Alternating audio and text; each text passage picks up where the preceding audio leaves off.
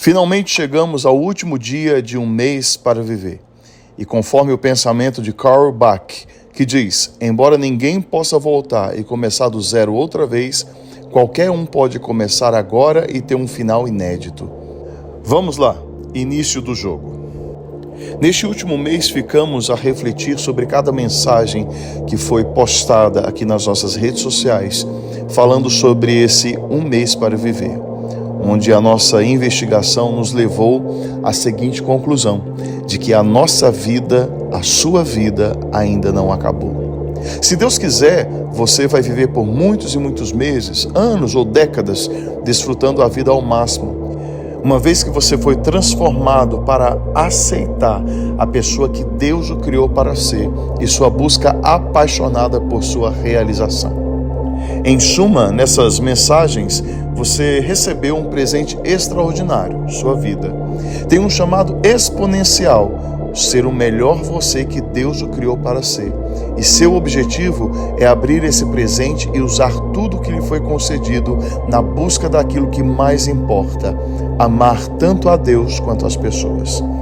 Ao concluirmos juntos a jornada dessas mensagens, quero oferecer-lhe uma última palavra.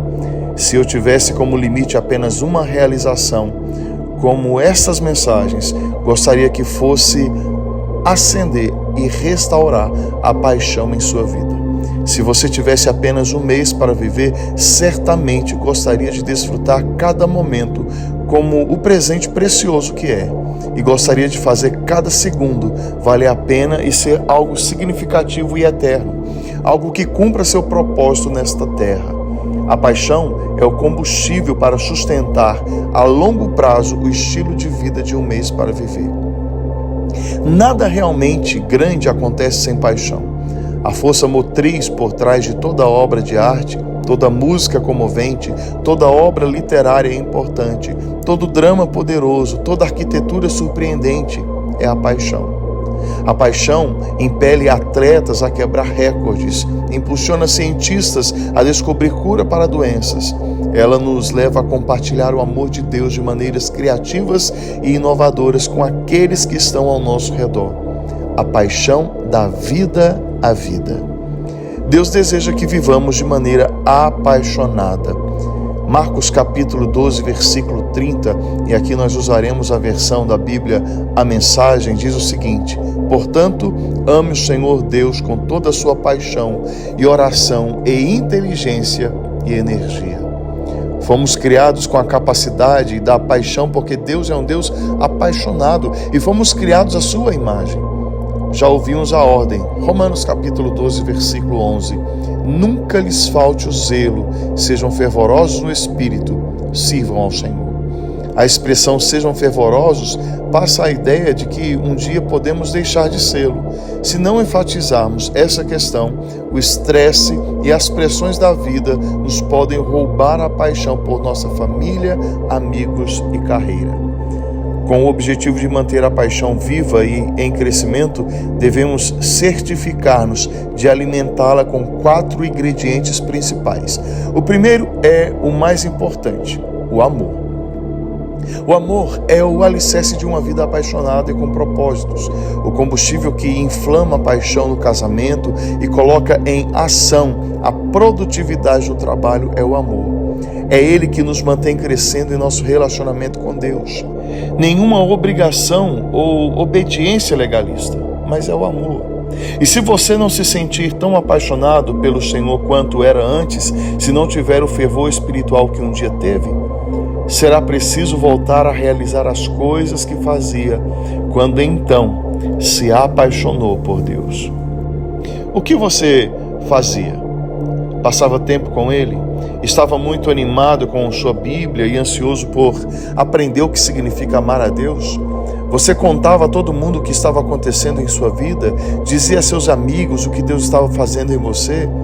É preciso voltar a fazer essas coisas se quiser apaixonar-se por Deus novamente. Se seu desejo é reacender a paixão pela vida, concentre-se no amor de Deus por você. O segundo ingrediente essencial de uma vida apaixonada é a integridade. Embora haja diversas definições para esse termo, Integridade significa unir aquilo em que acreditamos à maneira como vivemos. A falta de integridade, assim como a cobiça, destrói a paixão na vida. Nada corrói mais a paixão que dizer que acreditamos em alguma coisa e não a vivemos. Quando dizemos que a nossa saúde é importante, mas sempre nos alimentamos mal, perdemos integridade. Se dizemos que a família é importante, mas estamos sempre no trabalho e ausentes, desanimamos. Se dizemos que amamos a Deus como fundamento de nossa vida, mas não nos relacionamos com Ele diariamente, sofremos. Nosso coração fica dividido e perdemos o foco principal da vida. Se você quer viver com paixão, tenha uma vida coerente e haja de acordo com o que acredita ser verdadeiro. O terceiro elemento essencial para sustentar a paixão é o perdão. Em cada uma das sessões dessas mensagens, ao longo deste mês, o perdão surgiu, de uma forma ou de outra, como parte vital do estilo de vida de um mês para viver. Nada prejudica mais a paixão que conflitos não resolvidos. O texto de Jó, capítulo 5, versículo 2, nos diz: o ressentimento mata o insensato e a inveja destrói o tolo. Tanto o ressentimento quanto a inveja roubarão a paixão da vida mais rápido que qualquer outra coisa. O ressentimento é o grande assassino da paixão. É por isso que Deus diz que devemos aprender a perdoar uns aos outros. Se você quer voltar a ter paixão na vida, precisa aprender a perdoar as pessoas. Quando carregamos ressentimento, amargura e dor, nossa vida se corrói. As pessoas que nos machucaram não sofrem nenhuma consequência. Não estamos nos vingando.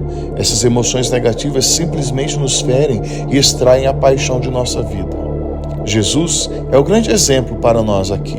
Como sempre, o que ele diz quando estava na cruz: Pai, perdoa-lhes, pois não sabem o que estão fazendo. Lucas 23, 34. Jesus perdoou aqueles que estavam o crucificando. Ninguém perdoou mais que Jesus Cristo. Ele foi a pessoa mais apaixonada do mundo, porque foi a que mais perdoou. Por fim, precisamos de entusiasmo para manter a paixão da vida. A palavra entusiasmo vem de duas palavras gregas, en e theos. Theos é a palavra grega para Deus e en significa simplesmente dentro. De modo que entusiasmo significa literalmente Deus dentro. Se você quer viver cada dia como se fosse o último, concentre-se em seu relacionamento com Deus. Se tem dificuldades com a paixão em sua vida, talvez você não esteja cultivando o seu relacionamento com Ele no nível para o qual você foi criado. Temos uma fome espiritual interna que nunca será satisfeita até que descansemos em Deus. Podemos procurar todo tipo de coisa para nos preencher e trazer felicidade, mas somente Deus pode satisfazer-nos. Se quisermos viver o resto da vida como se tivéssemos apenas mais um mês pela frente, nosso desejo será saber que Deus está dentro de nós, nos detalhes de cada vida. Vamos querer experimentar a intimidade do amor que Ele tem por nós e compartilhar este amor com os que estão perto de nós. Amor, integridade, perdão, entusiasmo, vida. A vida apaixonada, a única que recebemos para viver, significa viver com essa paixão plena e sem comodismo. Significa viver apaixonadamente, amar completamente, aprender humildemente e partir corajosamente. Se você tivesse apenas um mês para viver, não é assim que gostaria de viver? Sabendo que extraiu o valor de cada segundo de sua vida, desfrutando a vida abundante que Deus nos concedeu. Não essa vida segura, tranquila, vazia e confortável que às vezes idealizamos. Quando penso na vida de Jesus, vejo alguém que sabia viver. O fato é que Jesus sabia quanto tempo ainda tinha. Ele viveu de acordo com esses 4 princípios que analisamos. Primeiro, viveu apaixonadamente. De fato, chamamos o final de sua vida na terra de a paixão de Cristo. Ele viveu sua vida de forma plena, voltada para seu Pai e para fazer a diferença no mundo. Jesus foi a pessoa mais apaixonada que já viveu, e Ele quer que tenhamos a mesma paixão. Em João capítulo 10, versículo 10, ele diz: eu vim para que tenham vida e a tenham em abundância.